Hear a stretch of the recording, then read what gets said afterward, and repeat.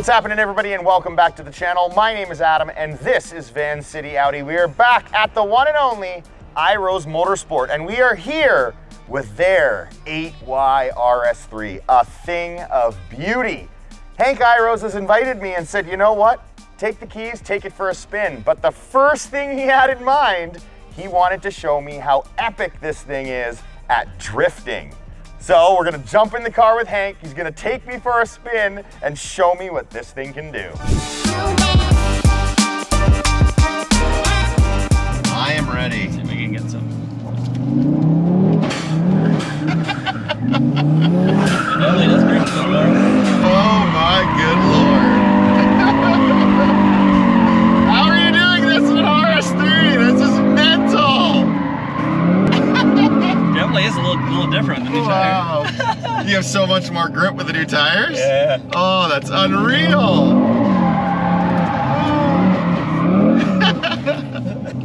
That is unreal. Alright, let's see if I can link this. It feels like it has a ton of grip. The front end is hooking big time.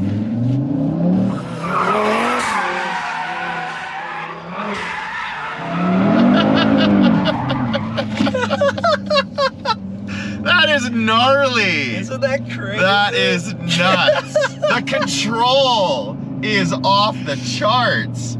The fact that the front end is biting so hard, I imagine makes it a little more difficult. If the tires were worn in a bit more, it would slide a bit more. I never thought I'd feel something like that in an RS3. Yeah. That is insane.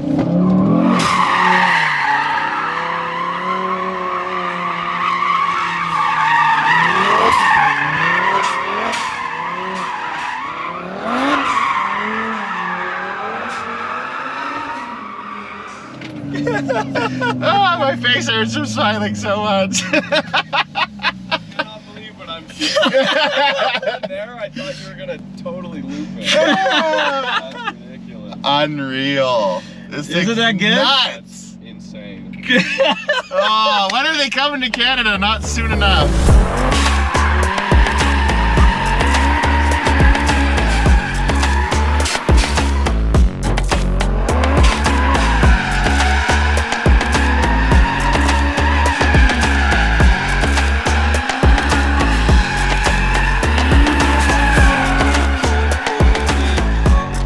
Hank performed drift after drift after drift in this thing. I was sweating profusely. Now I'm representing with a little Iroz swag. We got something going on. I am back in the 8Y, and now we're gonna see the performance of this thing. Now remember, guys, we are in Las Vegas, Nevada. The density altitude is 3,400 DA right now. Crazy high compared to what I'm used to, and it is 72 degrees Fahrenheit. I don't expect much out of this, but I wanna feel what it's like with this JB4 unit on this map. I think it's like an E40-ish blend with a bunch of Iroz Motorsport, beautiful, pretty parts installed. Let's see what this thing can do.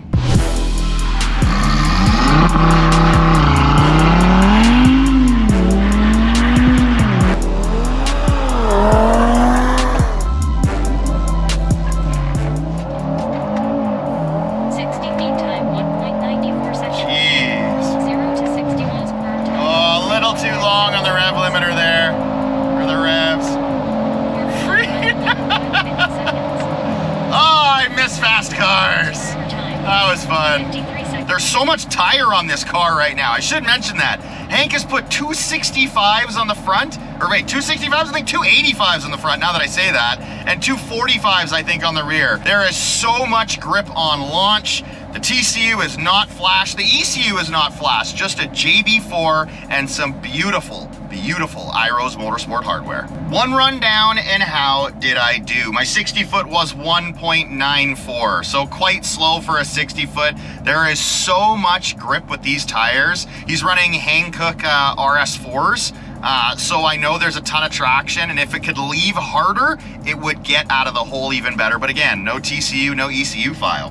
0 to 60 was a pretty decent 3.37 seconds. The quarter mile was achieved an 11.5. Again, get rid of the heat, get rid of the density altitude, and race where I live in Vancouver, BC, Canada, and that would be very, very close to a 10-second car.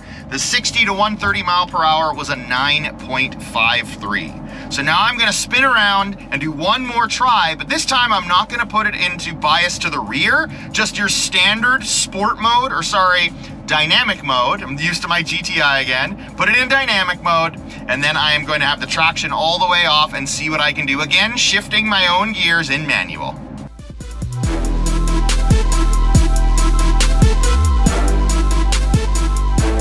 Knowing how freaking hot it was yesterday, knowing the density, altitude, and the elevations crazy in Las Vegas, I came back out here the very next day to see if I can do even better in the 8Y, because I know it has more in it, the old additive that so many drag racers say, but knowing that I race at sea level where it's way cooler, the elevation is right at sea level, and the density altitude's crazy low, I wanted to get back out here and see how much quicker I could go in better air.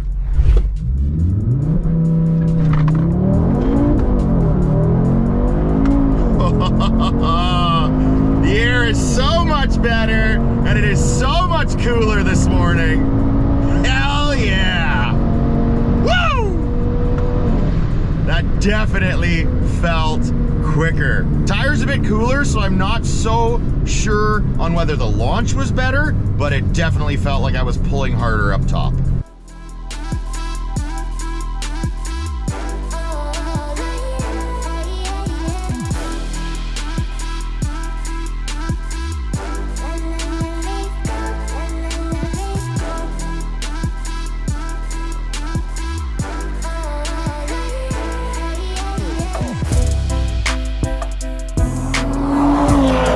Made it out to the Valley of Fire State Park for some nice cruising, some beautiful out of this world scenery, something that we definitely don't have in Vancouver, British Columbia, Canada.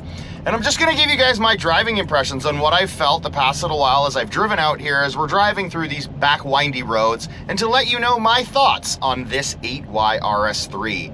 First off, the front end and the traction is massive. Hank has fitted two 85s in the front of this pig. It hunkers down and really grips, something above and beyond anything I've seen in the 8V. Now with that said, I've never run a staggered setup with my 8V where you have a ton of grip up front. Only my 245 45/17s non-staggered squared setup in my 8V RS3. What else can I tell you about this car? It is freaking nutty, and it doesn't feel anything like the 8V. This car doesn't even feel like it's based off of the MQB platform. It's simply that much better. To add all of these Iroz parts makes it even more nuts. From what I remember in my discussions with Hank, again, if you haven't seen my last video when Hank gave us a tour of his facility, he went over all the different modifications. I'm gonna try to remember them all. He has the 5-inch air intake system with the shroud, pretty freaking sick. I only have a 4-inch from Unitronic. This thing looks like a monster compared to mine. He has the intercooler. It's the 1000 core intercooler from Iroz Motorsport, and that also has a shroud that prevents any air from escaping and preventing all of the airflow to go through that intercooler. He also has a 4-inch turbo inlet from Unitronic. He also has a titanium custom exhaust that someone built. I apologize to the company that built that. I do not know who has it, but it sounds freaking awesome. We have a Unitronic dog bone mount, so everything's pretty stiffened up. And overall, it feels crisp, it feels tight, and it feels precise. Much more than I have ever felt in the 8V. In combination, he has this JB4 unit, tuned on roughly E40, and it has a bunch more in it. You step on it, you get the growls, you get a lot of the sounds too. That's the other thing they did. They upgraded to a blow-off valve. This thing makes so much freaking noise. I never thought in a million years I would like the way a blow-off valve sounds.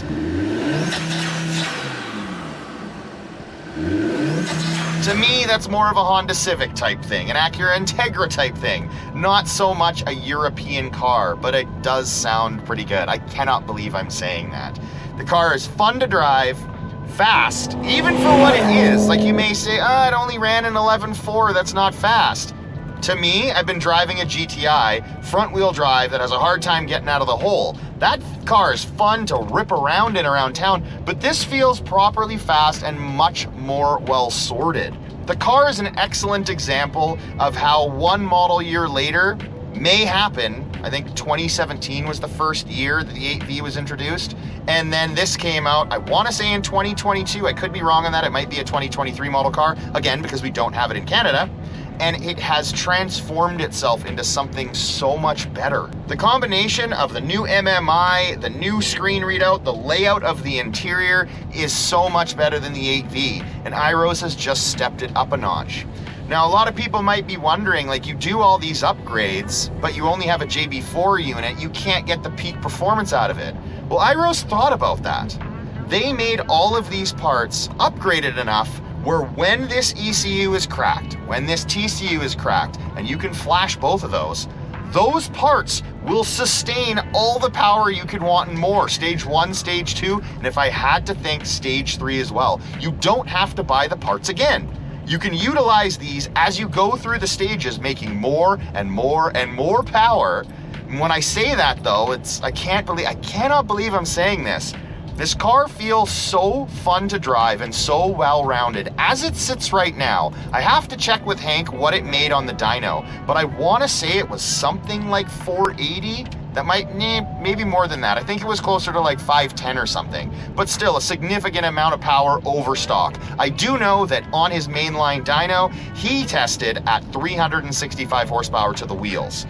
Quoted at 400 to the crank from Audi, so definitely right on par with that 400. But in terms of all the gains they saw with the hardware and the JB4 upgrade, definitely making a bunch more power. I don't really have anything bad to say about this car, except one thing and one thing alone. The readout that you look at on every other car that I've ever seen in my entire life has a fuel gauge. You have to specifically select on your readout to see your fuel gauge. It does not show it just like you see all the rest of the gauges. You have to cycle through on the left-hand side. You get through all of the different menus until you get to fuel level. I don't know what Audi was thinking, but I don't think that was the right decision.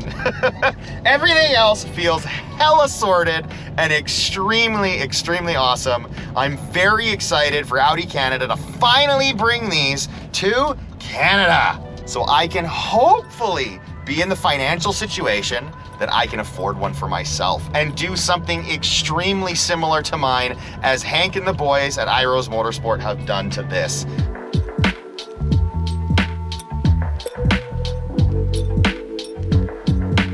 Well, that's a wrap out here in beautiful Las Vegas, Nevada with Iroz Motorsport's 8Y RS3. One hell of a good day, if I do say so myself. Thank you so much to Nick and Hank for their hospitality. It has been very, very awesome visiting them down here. We never heard no once when we were asking for things. They opened their doors and said, here are the keys, go have fun. And that's exactly what I did. Thank you so much to Marcus from Roads Untraveled for heading down here with me and helping me shoot this wonderful one-of-a-kind machine. Thank you all so much for watching, and until next time, take care.